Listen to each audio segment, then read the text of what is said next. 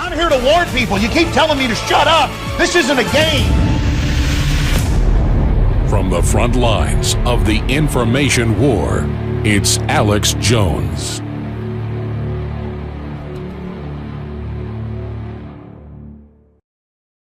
But David Icke joins us, one of the most controversial guests you can have on, and we're always honored to have him. I've had a chance to hang out with him over the years, get to know him.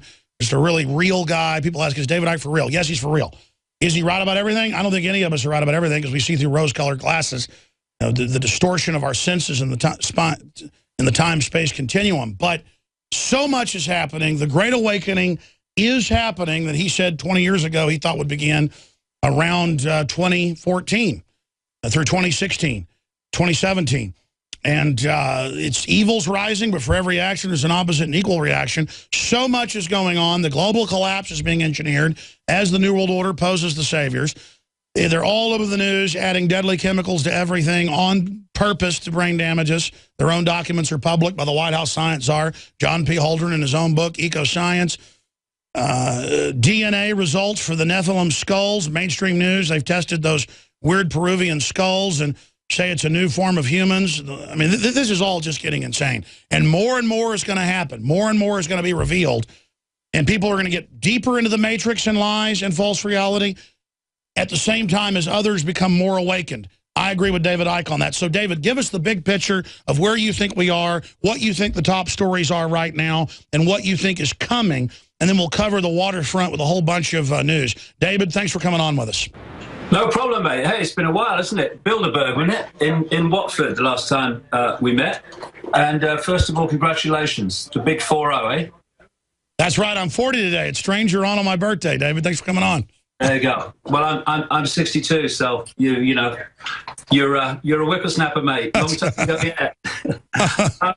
I think, you know, we are reaching the point now. We've reached the point where so many strands of this are coming together. And if you connect the dots between the strands, it's challenging us to open our minds to things that we would have dismissed by reflex action not so long ago. I've been saying for 2 decades that the rabbit hole is so deep that if we're only looking at things like banking scams and engineered wars and engineered terrorist attacks, etc., which is very, very important to expose. But we're still walking around the edge of the rabbit hole. This is so deep. And we have to, I would suggest, open our minds to the fact that there are forces at work in the unseen, which Christians call demons, which Islamic believers call jinn, which other people call archons, other people call flyers in Central America, the shaman. There is an unseen force manipulating this. And the idea is to put humans into such a low state of consciousness and awareness that the manipulating force becomes the one-eyed man in the land of the blind. So they basically want us to be robots. David, I love seeing your huge newsroom back there, but unfortunately your omnidirectional mic is picking up everything they're saying. I want to hear what you have to say. Can somebody shut that door? I'll do that. Thanks a lot, brother. All right, good. I do like the shot, though, but it seemed when we went on air, the noise volume went up. So yeah. It looks like you got a anthill of liberty lovers in there running around getting stuff done. Please continue, David. So they want to turn us into robots, basically. Yeah, and go ahead. They want to put us in a smaller perception, a bubble than the manipulating forces in. Like I say, in the land of the blind, the one-eyed man is king. And you know, in terms of things going on now, fundamental to pushing that further on is transhumanism. The idea is to sell us the belief that we can be enhanced by technological additions to the body. And this, Alex, we've talked about this over the years. This is bringing to light what I've said about the human body all these years, that it's a biological computer. And because it's a biological computer, it can be connected and can interact with other forms of computer software, i.e. technological computers. You see, what you've got, there was a story this week in Britain about the invention of an artificial hand, which for the first time gave the person the ability to feel things, to feel texture, to feel the softness of something that had never been done before. They could move it and pick things up before, but they could never feel things. And it's a real simple process in theme. There are electrical signals passing around the brain, and there are electrical signals that pass around the technology. It's electrochemical, and the brain has no firewall. Basically, what they're doing is making those two forms of energetic information talk to each other. And so the hand talks to the brain that way, and therefore the brain can decode the feeling of texture and touch. So what we're looking at then with transhumanism is putting in various technological bits of kit and stuff and connected it to the human body, the biological computer. And it's being sold, like I say, as a great step forward to beyond human, amazing things that humans can do. That's the sell. Because whenever you are selling something, whatever it is, the mobile phone technology connected to the smart meter technology, connected to the smart television technology, whenever you are selling something that's real bad for the target population, you have to sell it as a benefit. Otherwise, people are going, we're not having that. You've got to sell. Oh, Virgin Atlantic has Google glasses. Oh, my refrigerator talks to my smart meter. Oh, it's all so wonderful. This is the thing. And so what the real agenda is not enhancing human beings. They don't want greater potential for human beings. They want to suppress human beings. It's to create a situation where the technology is talking to the brain and telling the brain what to think and what. And they sell it as enhancement. It's not that the technology itself would be bad. It's that the people running it, deploying it, rolling it out have made it a Trojan horse openly to dehumanize us. Yeah, that's why, my new book's called The Perception Deception, because that's what it all is. We can talk about conspiracies involving banking and all these other things that we talk about, quite rightly. But you take this whole conspiracy, Alex, down to its base. It is the Matrix. Stay there. I want to come back and talk about the book and what's at the bottom of the rabbit hole here with this whole perception deception.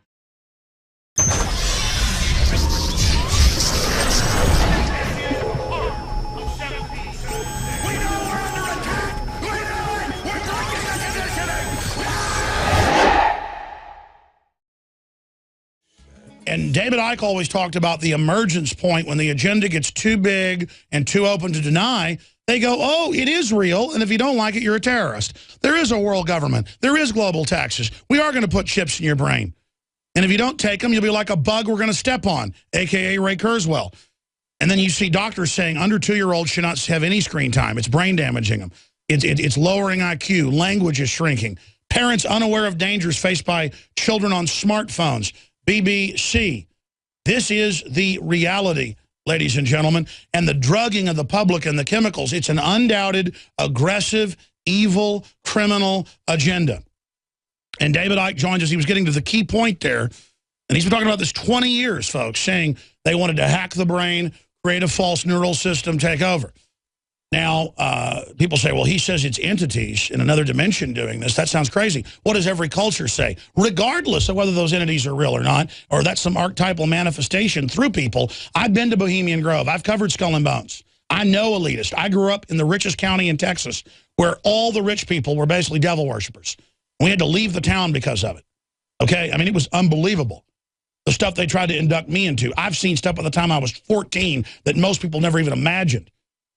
And I could see it was all part of my life, part of a journey to know this stuff's real. The police stealing drugs, you name it. This is your short segment, long segment coming up. I'm ranting, David. It's just that regardless, the elites do believe they're getting power from these entities. Go ahead. Well, they are. I mean, they're sick. And in terms of wisdom, they are without wisdom because cleverness and wisdom are not the same thing. Cleverness is a very much lower level of ability, of intelligence. But they're not in that cleverness area. They're not stupid in that sense. So they're not going to be all these centuries and right to the present day. They're not going to be worshipping something that is not there. But the whole point of which pulls all the strands together is the perception deception, because that is the crucial foundation. If you've got a target population of billions and you are, compared with that, a tiny cabal, and the core of it hidden in the shadows, then you can't control that population physically in total. You can start to get there the more that you bring the population under mental control through drugs and various other means, like the transhumanist technology will come to. But we're not quite there yet. We're not there yet. So they still have a situation where they have to control a target population. And the only way you can do it is by manipulating their perception of self, of the world, of world events, of authority, so that that perception will suit your agenda for global control. And from perception comes what? Behavior and response, or in this world we live in, lack of response to what is going on.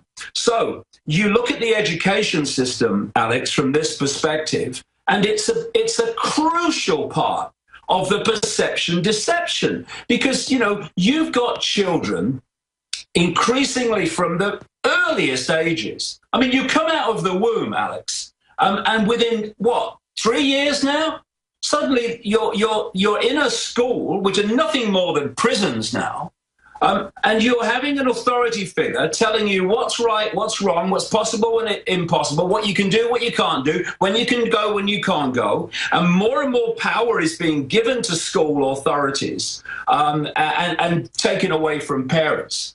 And that's a massive perception deception element, because you then have control at least 5 days a week of that child and young person and students' information that they receive, basically.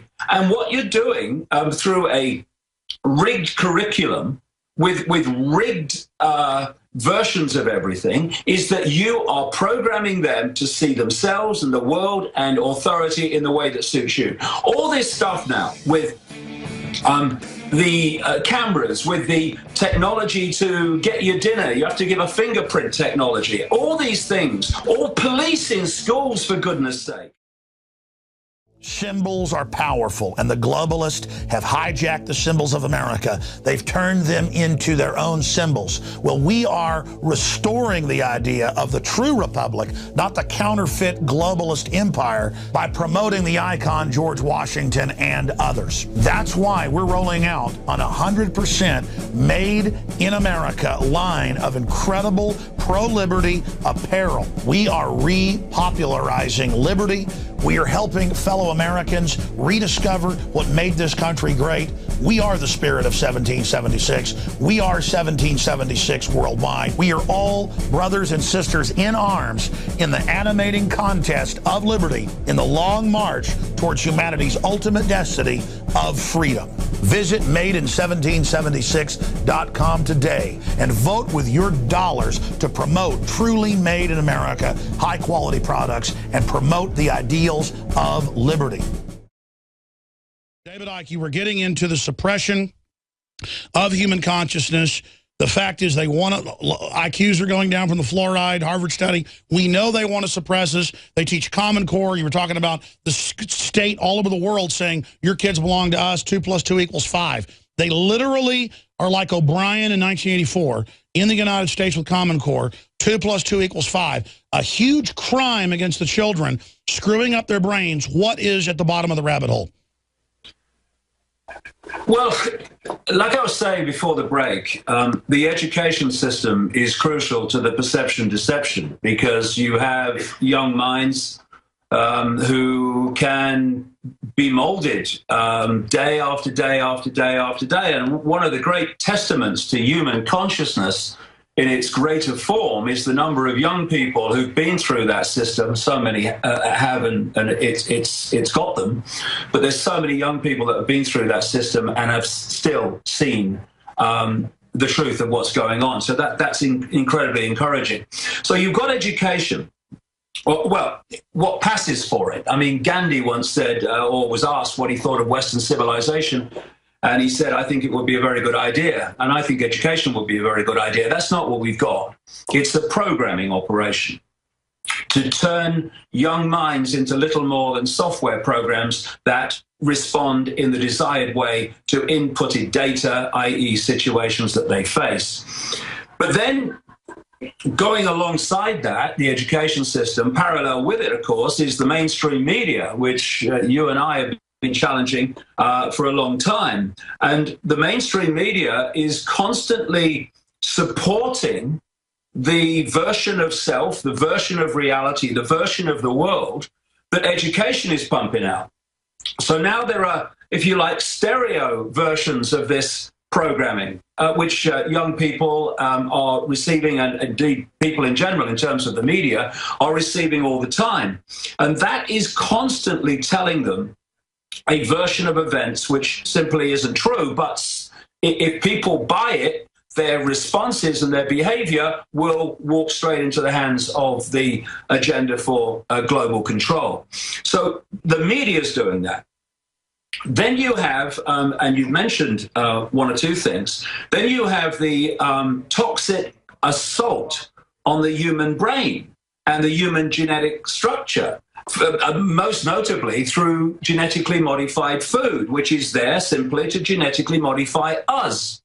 Then you have things like growth hormones, which are given to cattle, which then cross over to humans. And so you have this big epidemic for that and other reasons of obesity, which again is taking people into a world that their bodies weren't meant to go into.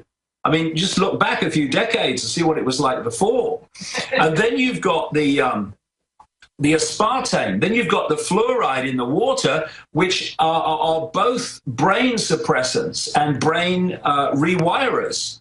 And you put all this together, plus pharmaceutical drugs, plus the vaccines that are not only deluging the human immune system in young children before it's even formed, it's also affecting people mentally and emotionally. That toxic the cocktail that we call vaccines. So you put all this together, and there's absolutely a war from multiple levels on human perception. And there's another one, and that is, in the last 50 years, the radiation in our atmosphere at the level that we play out our lives has increased by millions of times. Some open-minded scientists have called it an experiment on human life without knowing the outcome. But the people in the core, in the shadows from which it is coming, they do know the outcome. And part of that outcome is to, and this is where we come into transhumanism, this is where we come into the internet to a large extent, plus additions to the internet that are planned and indeed are now being talked about. I'll get to one of them in a second. Because the human brainwave activity operates at a certain frequency band.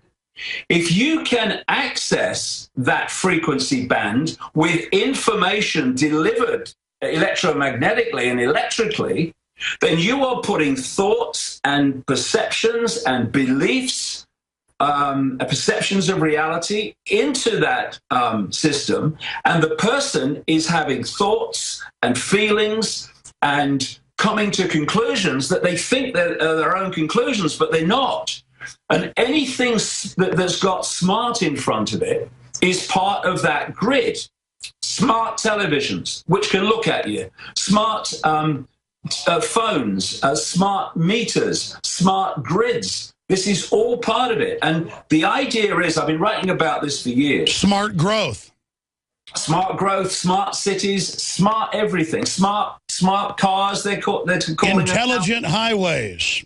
Yeah. So what's and of course the word smart is to give the underlying subconscious as well as conscious impression that this is the smart thing to do. This is the intelligent way to do it. There are benefits in this for you. There are not benefits for you. There is just control and suppression of your perception of reality and perception of the world. So you've got this. And for me, I've been writing about this for years. You know, the internet has fantastic benefits for getting this information out. I mean, you, me, and people like us would never have got the information out that we have to the number of people we have without the internet. But again, if you're going to sell a prison, then you've got to sell it as a beneficial thing. And up to this point, it has been. But as you know, and people following the story know, the idea is, and it's already unfolding in many, many different facets and faces, it's to take away the things that are beneficial for the internet, for people, the free flow of information. That's right. They let it be free for a while, like a highway paid for by everybody's tax money. Then they hand it over to a toll road company. They're already starting with unified agenda worldwide to phase out the freedom. Exactly. And so what's left when they do that, if we allow it, is the beneficial part of the internet for them.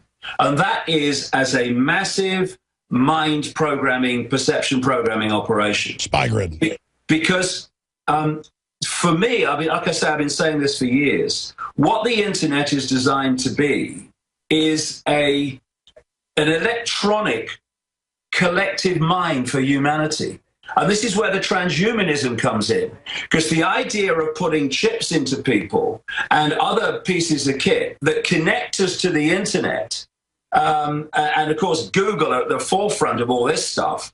Google's just the smiling face of DARPA at that level, the technological development arm of the Pentagon. That's why you have people like Regina Duggan, director of DARPA, moving to become an executive of Google. It's not brain science why that happened. They're expressions of each other.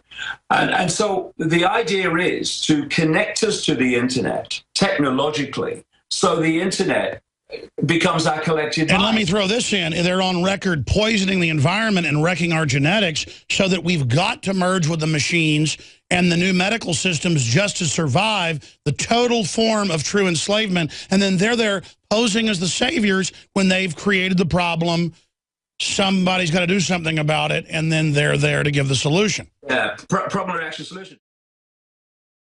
Now you can watch The Alex Jones Show live as it happens at Infowars.com/show. You'll find links to all of our content there and a free 15-day trial for Prison Planet TV. More than 60 movies and documentaries all in one place at Infowars.com/show.